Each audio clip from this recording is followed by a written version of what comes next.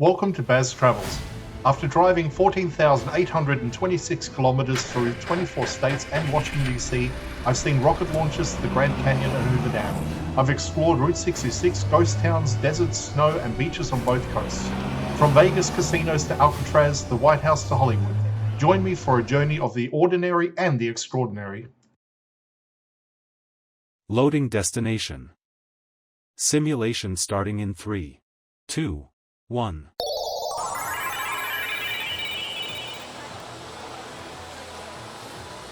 To look around, move your phone or tablet. Click and drag if on a computer or move your head if using a VR headset. Please like and subscribe. The Bellagio's shopping areas were designed to reflect the resort's upscale identity from the moment it opened. The retail promenade, known as Via Bellagio, features boutiques from luxury fashion houses and jewelry designers. The architecture uses curved walkways, marble floors, and storefronts framed by classical detailing, giving the space the feel of a high-end European arcade.